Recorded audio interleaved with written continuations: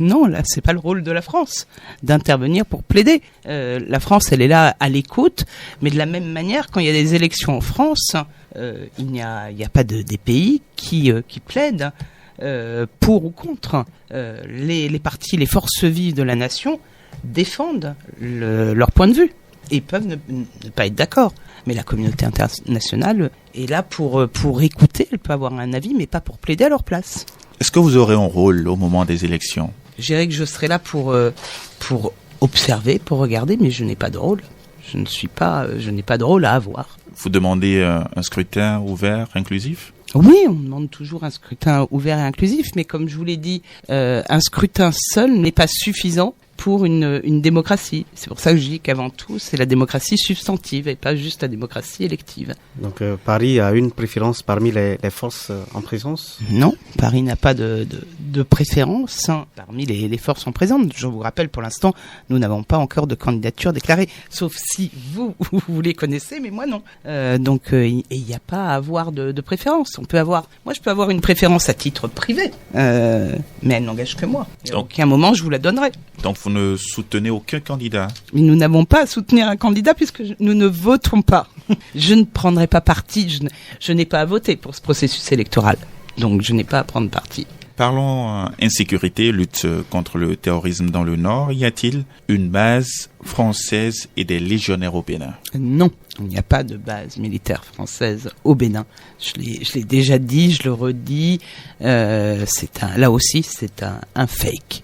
Pourtant, le chef de la junte du Niger en est persuadé et insiste chaque fois qu'il prend publiquement la parole. Mais je sais, mais moi j'aimerais bien qu'ils viennent me les montrer dans ce cas-là. Qu'ils viennent me les montrer. Moi je suis allé dans le Nord et puis, je peux vous dire, on est à un moment, sur le plan de notre coopération militaire, la France avec certains pays africains, où on a complètement changé notre approche.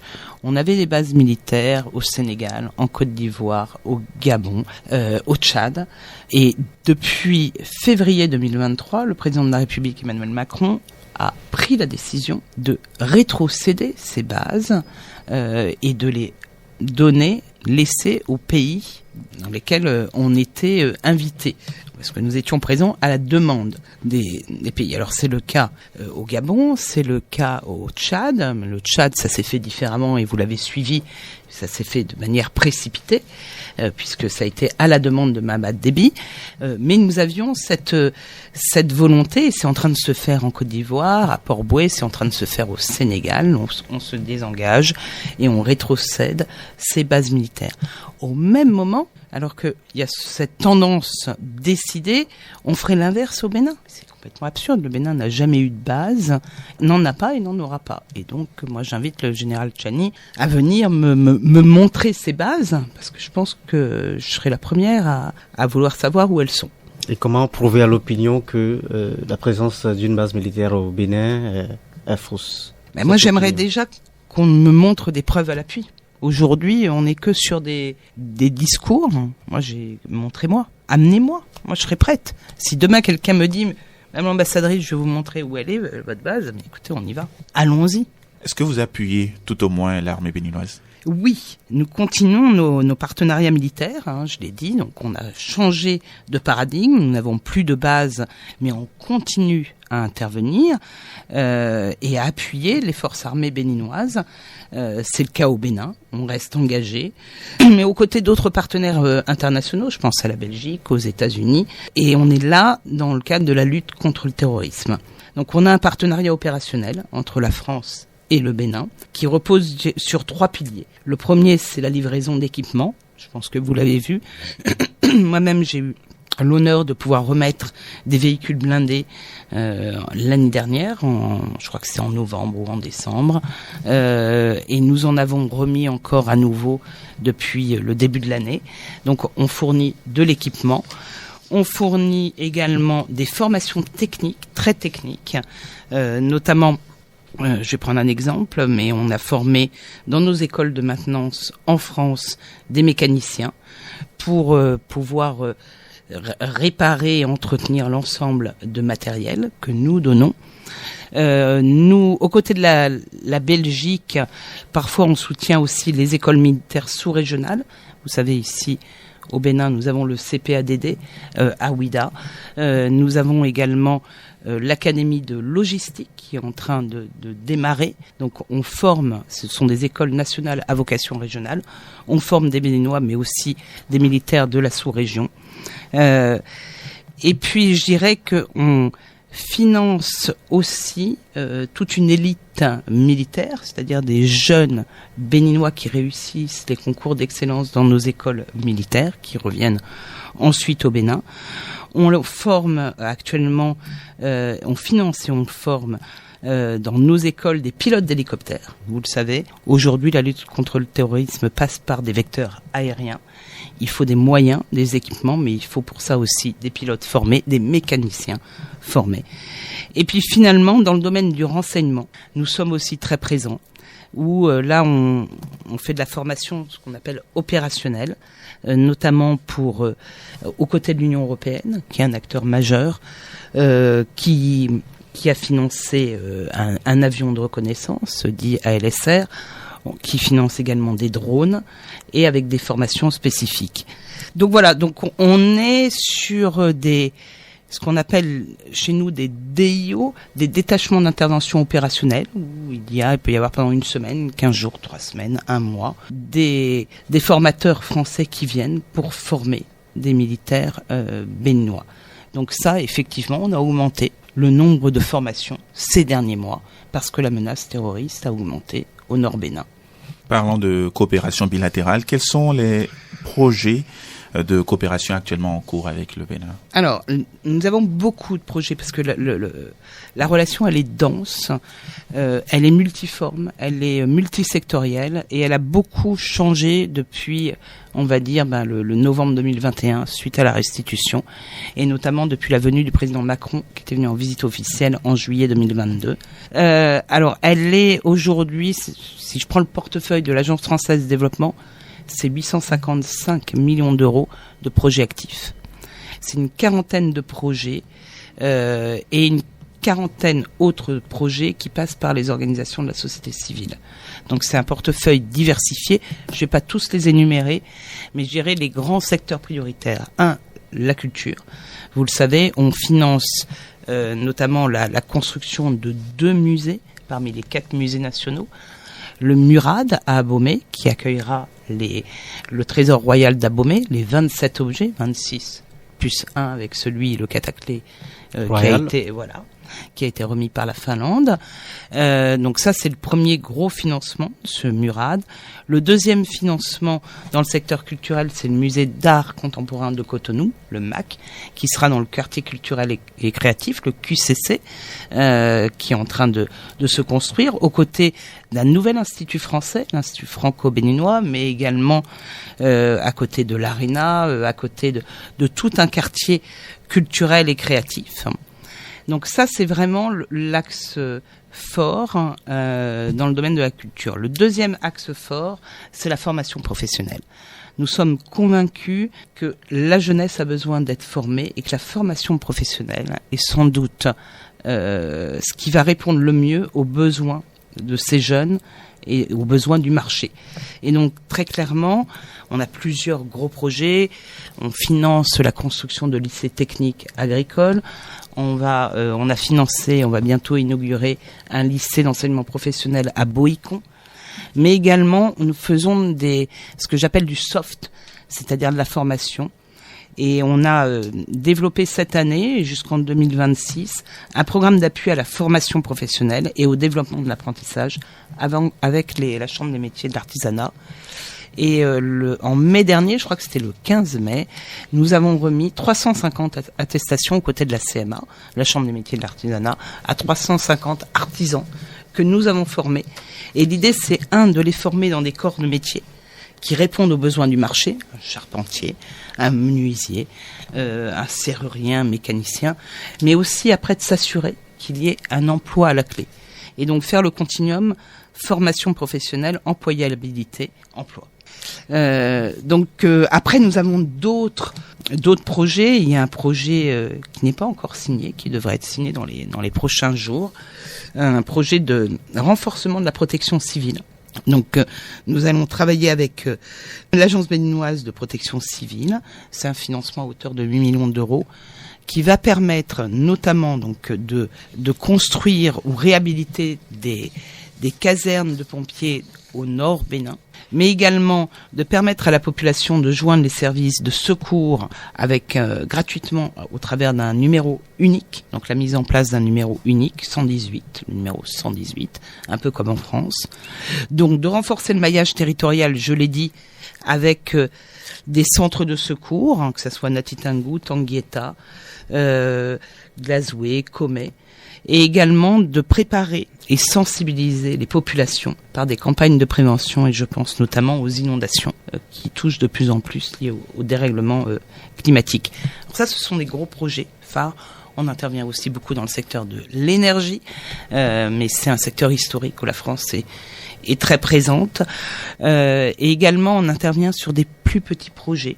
Ce que je disais, je parlais du projet avec la CMA, mais également on a une multitude de petits projets pour les entrepreneurs, pour les artistes, des résidences d'artistes. On a un programme qui s'appelle Inspiration Bénin, au cœur des mondes africains. On propose à des artistes étrangers, que ce soit français, mais aussi brésiliens, antillais, haïtiens, de soumissionner et de venir ici au Bénin, dans différents lieux du pays, des lieux tiers qu'ils choisissent, faire une résidence d'artistes. L'idée, c'est de aussi valoriser la marque Bénin et de montrer en attirant ces artistes qui repartent après, qui exposent et qui font connaître la création artistique béninoise. Donc voilà, nous sommes sur beaucoup de projets. D'accord. Est-ce qu'il y a des questions qui fâchent? Pas de notre côté.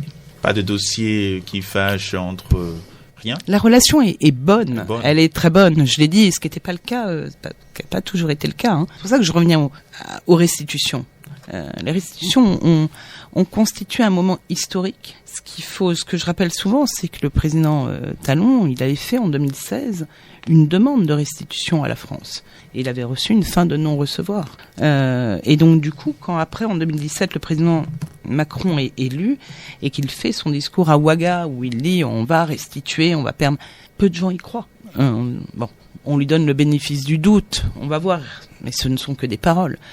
Quand en 2021, effectivement, ces 26 objets sont restitués, je pense que ça crée une confiance. En fait, quand vous m'interrogez en disant comment on peut faire par rapport à tous ces discours un peu complotistes, je pense qu'il faut recréer la relation de confiance. Elle a été abîmée. Elle est abîmée. Et pour la recréer, il faut se tenir à un langage de vérité. Ça ne veut pas dire être d'accord sur tout.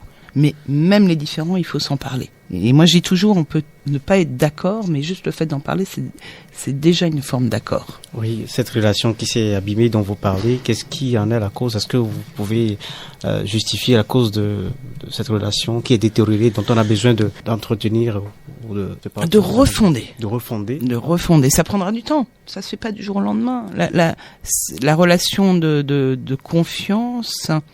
À partir du moment où elle est abîmée, c'est comme dans une relation d'amitié. On ne peut pas refaire confiance immédiatement. Donc il faut travailler, mais il faut que ça vienne des deux côtés. Si de mon côté, de notre côté, on souhaite vraiment la reconstruire, mais que de l'autre côté, il n'y a pas de volonté, on n'y arrivera pas. Donc chacun doit prendre sa part. Et ensemble, on peut y arriver. Mais ça s'inscrit sur du temps long.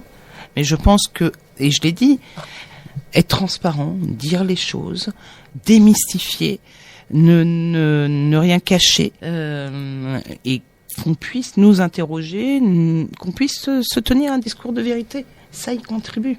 Les demandeurs de visa redoutent toujours le moment de la demande et du dépôt de dossier.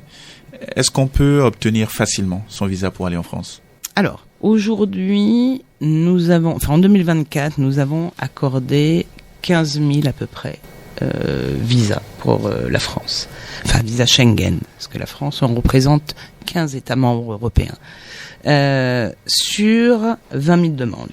Donc ça veut dire que notre taux de refus, il est de 25% uniquement. Là aussi, souvent, on a l'impression que le taux de refus, il est de 75%. Non, les chiffres parlent d'eux-mêmes. 20 000 demandes, 15 000 visas délivrés en 2024. Exactement, 14 857. Mes équipes m'ont donné le chiffre exact. Tout visa confondu. Je pense qu'il y a plusieurs facteurs. Un, l'accueil aujourd'hui doit être revu. Très clairement, les locaux Capago, tels qu'ils sont situés, ne conviennent pas. Moi, dès que je suis arrivée, j'ai tenu à visiter les bureaux Capago. J'ai dit, c'est pas possible. Et donc, à partir de septembre, Capago déménagera pour avoir un accueil beaucoup plus, facile, accessible. Et ça changera, à mon avis, beaucoup déjà l'image qu'on se fait du consulat ou du service des visas. Donc ça, c'est la première chose. Le deuxième, donc j'y reviens, c'est le taux de refus pour les demandes de visa Schengen qui est de 25%, qui est inférieur à la plupart des pays de la sous-région. Donc on a ici au Bénin un taux de refus inférieur de pas mal de pays qui sont autour. Après, je voudrais profiter là de micro pour donner quelques conseils pour éviter les refus. Un, faut bien se dire que le délai de traitement sur chaque demande de visa est de minimum 8 jours. Donc, quand on nous dépose un dossier la veille pour le lendemain, on ne sait pas faire. On ne peut pas faire. C'est pas possible. Donc, ça prend 8 jours. Et donc, du coup, si ça prend 8 jours, c'est important d'anticiper et de prendre rendez-vous longtemps à l'avance. Et encore plus quand on est dans une période comme celle actuellement, qui est une période estivale. Juin, juillet, août, septembre sont les mois où on a le plus de demandes. Les gens voyagent, veulent faire du tourisme. Il y a tous les visas étudiants. Aujourd'hui, l'an dernier, en 2024, nous avons délivré 3000 visas étudiants.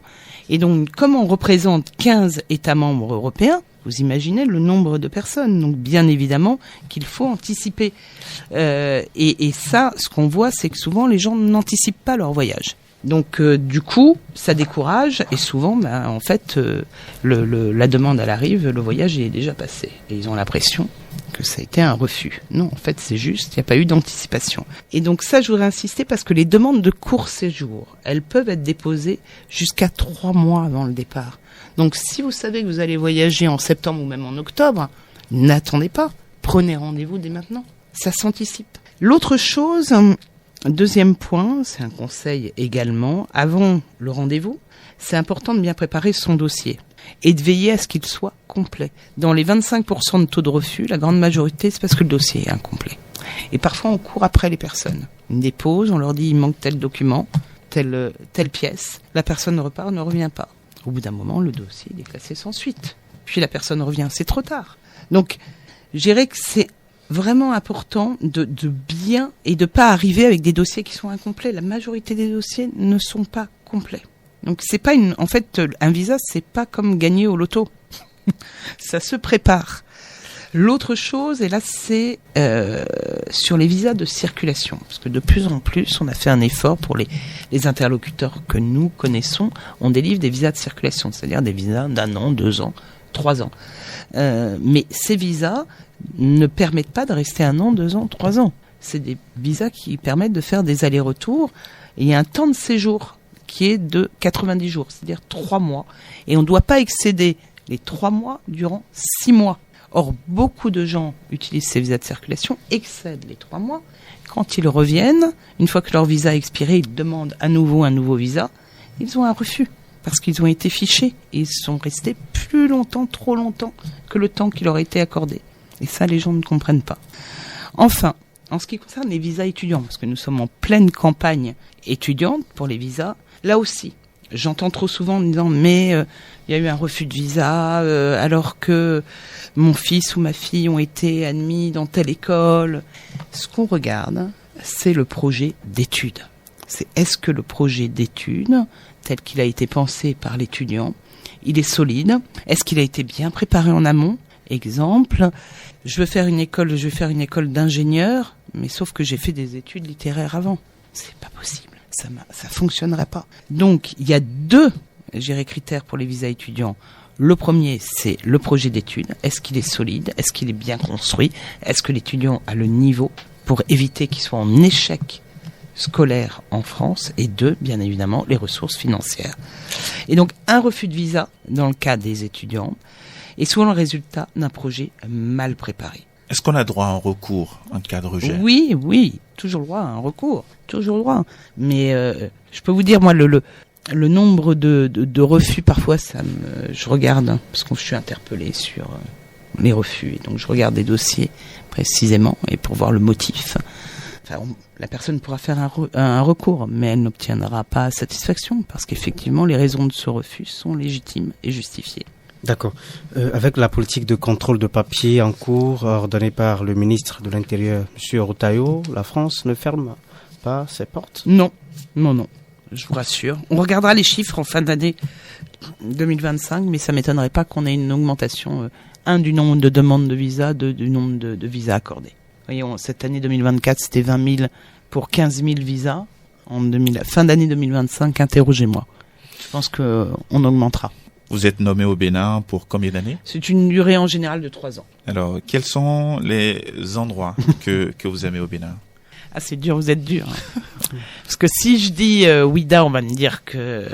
Non, alors vraiment, les endroits que j'aime, il y a plusieurs endroits. Bon, Ouida, bien évidemment, pour l'histoire, pour la partie mémorielle. J'aime également beaucoup Porto Novo, pour tout ce qui est Place Vaudoun. Et je dirais que toute la réhabilitation de la lagune qui a été faite par un financement AFD d'ailleurs, hein, avec la mairie de Porto Novo, je trouve ça magnifique. J'aime beaucoup aussi Porto Novo parce que je trouve que c'est une beauté entre la mer et la lagune. Mais j'aime aussi beaucoup Paracou pour plein d'autres raisons parce que c'est pas la même végétation, c'est pas la même culture. Donc je dirais qu'il y a plein d'endroits et encore plein d'autres endroits que je n'ai pas visités.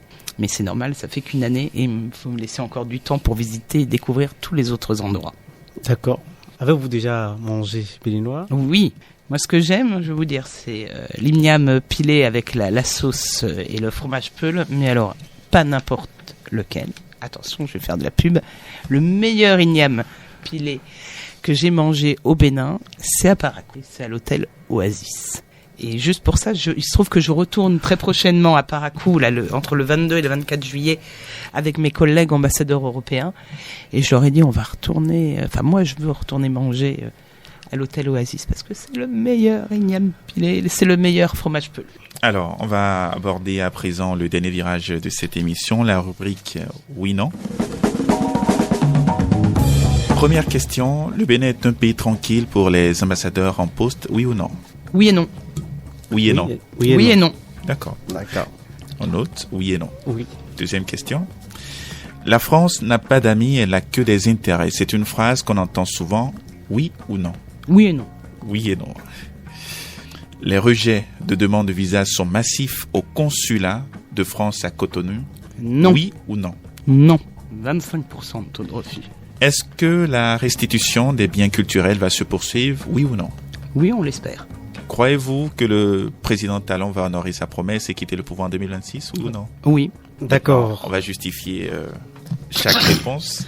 À la première question qui demandait si le Bénin est un pays tranquille pour les ambassadeurs en poste au Bénin, vous avez dit oui et non. Alors vous allez justifier pourquoi vous avez dit oui et non. Oui, parce que le Bénin, et notamment Cotonou, c'est un endroit qui est facile à vivre, agréable, très agréable, et en même temps non, parce que la relation entre la France et le Bénin s'est densifiée. Et donc, plus elle se densifie, plus elle devient importante. Et donc, du coup, être ambassadeur ou ambassadrice de France au Bénin, c'est pas facile tous les jours. L'équipe est importante, les dossiers sont importants, et il faut être, je dirais, jour et nuit, 7 jours sur 7, prêt à répondre. Donc, c'est en fonction du travail que... Oui, bien sûr. Mais la qualité de vie, en tout cas à Cotonou, elle est fort agréable. D'accord. La deuxième question, la France n'a pas d'amis, elle n'a que des intérêts. Vous avez répondu oui et non. Je dirais que la France, elle défend ses intérêts, mais la défense de ses intérêts ne l'empêche pas d'avoir des amis. Donc c'est oui et non. Les rejets de demandes de visa sont massifs au consulat de France à Cotonou. Vous avez dit non. Non, 25% de taux de refus. Donc c'est finalement un quart. Et donc ça veut dire, dit autrement, 75% des demandeurs de visa obtiennent un visa. Est-ce que la restitution des biens culturels va se poursuivre? Vous avez dit oui. Oui, vous l'espérez? Oui, je l'espère. Oui, hier, l'Assemblée nationale française a voté à l'unanimité la restitution du tambour parleur pour la Côte d'Ivoire. Donc c'est encore un signe, je le rappelle, le Parlement français avait voté aussi à l'unanimité la restitution du trésor royal d'Abomey. Mais quelques années après, c'est le tambour parleur. Donc je pense que la tendance ne va pas s'arrêter. Et vous l'avez vu, d'autres pays européens ont pris la suite. Je pense notamment à la Finlande qui a restitué le cataclé. Donc je pense que ça suit le cours normal de l'histoire et on reviendra plus en arrière. D'accord. La 5e et dernière question. Croyez-vous que le président Patrice Talon va honorer sa promesse et quitter le pouvoir en 2026? Vous avez dit oui. Oui, parce qu'il l'a dit et répété plusieurs fois, que ce soit à la presse internationale, il l'a dit encore récemment lors d'un séminaire gouvernemental, et moi j'ai tendance à croire ce que les femmes et hommes de parole disent, et ils tiennent leurs paroles. Et les paroles sont toujours les paroles, et puis les actes sont aussi différents des paroles. Oui, nous avons les exemples sous nos yeux, à côté, juste en Côte d'Ivoire, on a vu comment ça s'est passé. Et puis, aux dernières nouvelles, on a vu comment ça s'est passé. Est-ce que vous ne voyez pas que c'est aussi possible que le président mais je dirais dans le monde, pas, ou d'autres... Dans le monde, tout est possible si on raisonne comme ça. Mais moi, je vous dis, j'ai tendance à vraiment à croire dans la sincérité. Et je vois pas pourquoi on continuerait finalement à se poser la question, mais va-t-il vraiment partir, puisqu'il l'a dit? Un mot de fin pour mettre un terme à cette émission. Je voudrais vous remercier. Remercier Jean-Luc Aplogon, vous remercier, vous journalistes, vous auditeurs, et puis souhaiter à tous les compatriotes un bon 14 juillet autour des valeurs républicaines de la France, la liberté, l'égalité et la fraternité.